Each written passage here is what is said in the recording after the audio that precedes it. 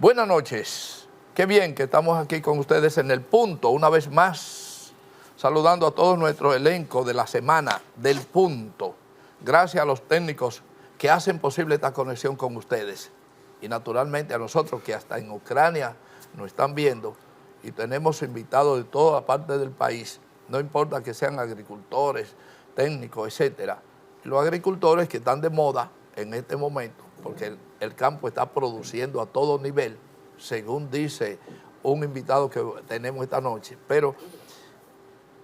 vamos a robarle el primer tiempo del programa para hablar de algo que mucha gente aquí no se atreve a hablar, no quieren hablar, por un lado, y por el otro, no saben hablar. Porque el tema que tenemos para esta noche es un tema de mucho interés. Y vamos a decirlo rápidamente, vamos a tratar de hablar rápido para aprovechar el tiempo y decir todo lo que queremos. Ojalá que aquí en el estudio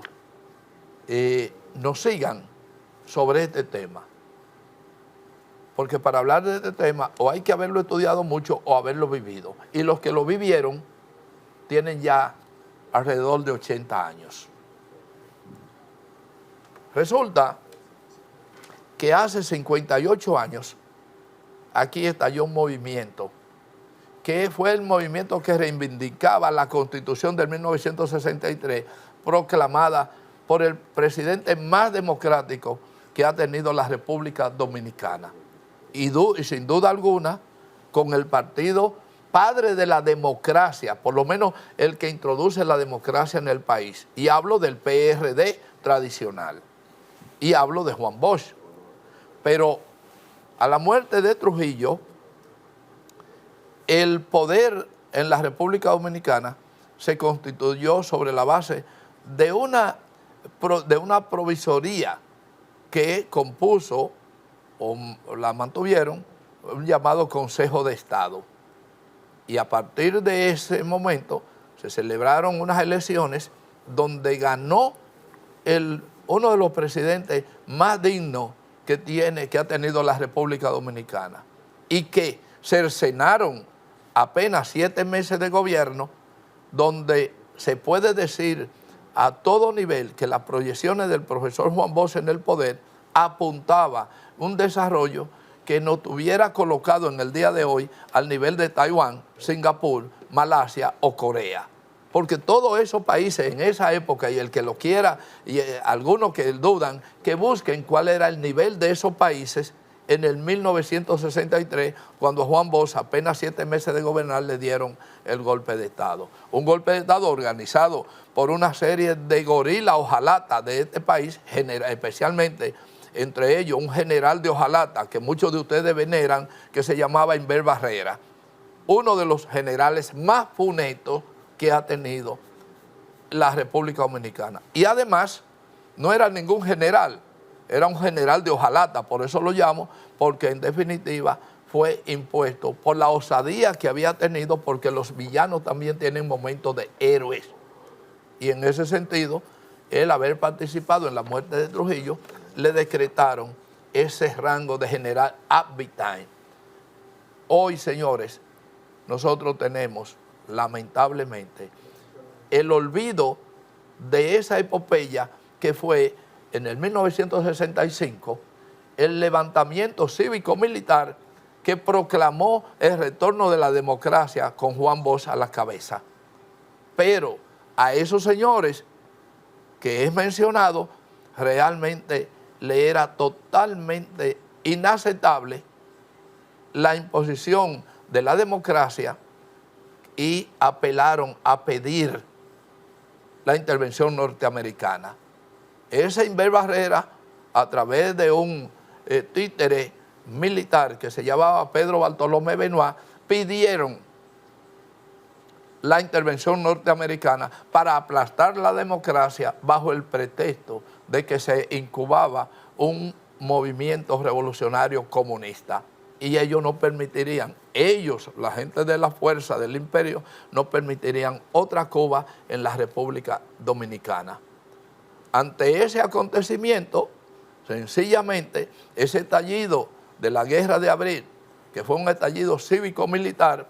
trajo como consecuencia a los 4 días la intervención de la 82 División Norteamericana, que entonces impusieron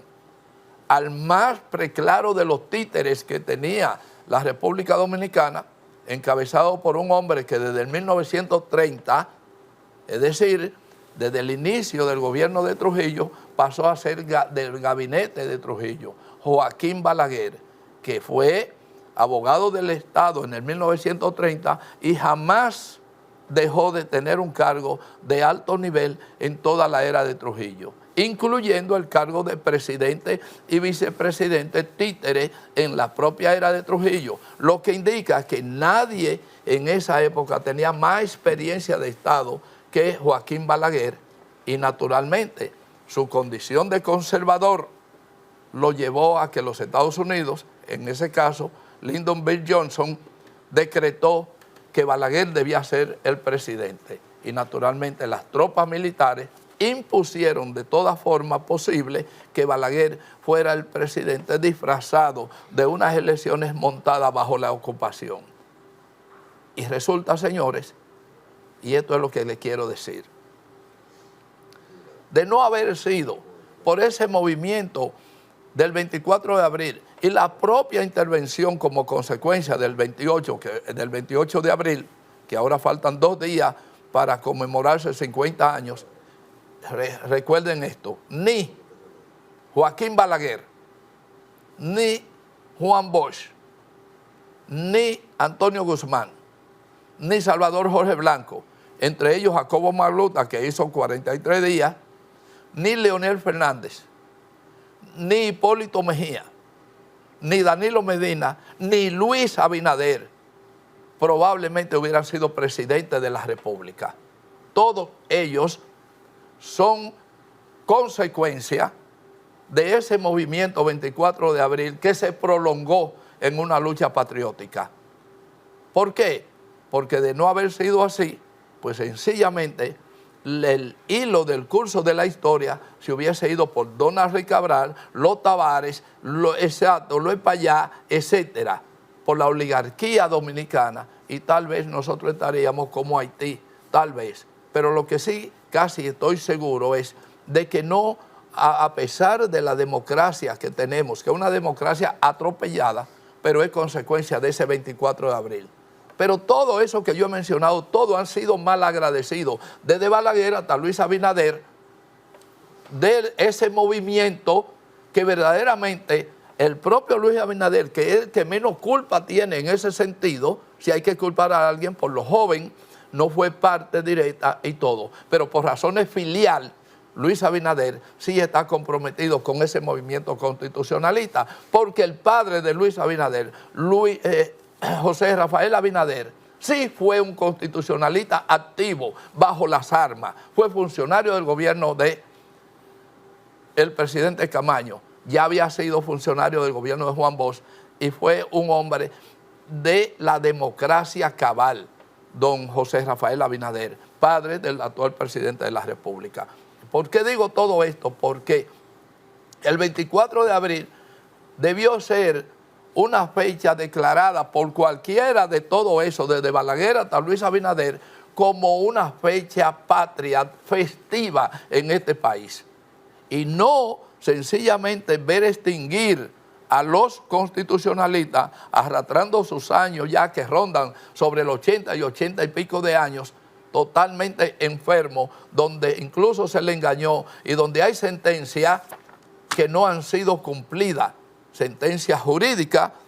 que le dio ganancia de causa a cada uno de ellos, que siendo militares nunca se le canceló, nunca se le pagó su salario, y sencillamente lo que han cosechado es totalmente la ignorancia de los grupos de poder en este país, que todos están comprometidos, porque repito, sin ese movimiento ninguno probablemente hubiese sido presidente. Claro, y voy a decir algo también, y lo tengo que decir porque tratamos de decir la verdad en cierto momento, y esa verdad nos indica que Luis Abinader ha sido más consecuente en relación a algunos casos de constitucionalistas que otros que están comprometidos, que pudieron estar comprometidos directamente. Y claro, lo quiero saludar a Luis Abinader por la acción de haber considerado a Delio Gómez Ochoa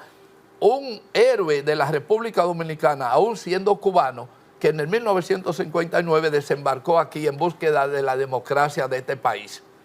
Y con una pensión pírrica que todos los gobiernos pasados le asignaron, Luis Abinader, en este momento, pues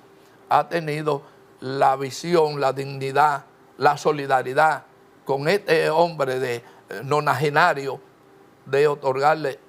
una pensión más o menos decente. No lo suficiente, pero aceptable, porque aquí a una serie de vocingleros por tal lado se le han asignado pensiones por encima de los 100,000 pesos. Delio Gómez Ochoa merece una pensión y un retiro a todo nivel en la República Dominicana, que hemos sido mezquinos desde los gobernantes hasta la sociedad civil en ese sentido. Y entonces yo concluyo diciendo lo siguiente: señor presidente, el 24 de abril debe ser una fecha a considerar para decretarla una fecha festiva por la democracia de este país. Porque si tuvieron el tupé, entre otras cosas, de declarar a Balaguer padre de la democracia dominicana, por Dios, ¿por qué no aceptar como bueno y válido que el 24 de abril ha sido el punto de partida para esta democracia que estamos viviendo, que me permite decir estas cosas que estamos diciendo? Porque ustedes, incluyendo los técnicos, ustedes que están ahí sentados, no recuerdan, y mi invitado incluso, no recuerdan que en el gobierno de Balaguer a José Francisco Peña Gómez, a Juan Bosch, Casimiro Castro, Rafa Gamundi y otros les prohibieron, señores, hablar por televisión, por radio o por cualquier medio de comunicación, bajo decreto del que luego ellos mismos declararon como padre de la democracia en este país, Joaquín Balaguer. Entonces, señores, tenemos que ser objetivos. Yo me emociono y estoy emocionado porque no, y hablo con fuerza porque tengo la razón y no tengo además miedo, porque el miedo es simplemente una consecuencia de la ignorancia y nosotros sabemos lo que estamos diciendo. Por lo tanto, entre 2 días se cumple ese conmemorar, recordar esa odiosa invasión norteamericana que nos pisoteó durante la revuelta de abril. La 82 División Norteamericana vino aquí e impuso a Balaguer a punta de fusiles y bayonetas. Hoy, repito, eso pasa totalmente desapercibido. Y reitero que esos militares que están vivos por ahí, que ustedes lo ven a veces uniformados, con un uniforme hasta feísimo, pero digno. Son feos los uniformes de los constitucionalistas que se han puesto todos, está bien, pero los feos no desmerita, porque son sumamente dignos y han sobrevivido por encima de todas las circunstancias, con las enfermedades que arrastran por la edad que tienen y por circunstancias de la vida, con miserables pensiones que le han otorgado, mientras en los tribunales aquí descansa sentencia que obliga a que esos militares se les reconozca su rango, su estatus y que se les reintegre y se les pensione como tales con el rango que debían tener. Sencillamente, con eso me voy a la pausa y lo dejo a ustedes que piensen en lo que hemos dicho. Pausamos, señor director.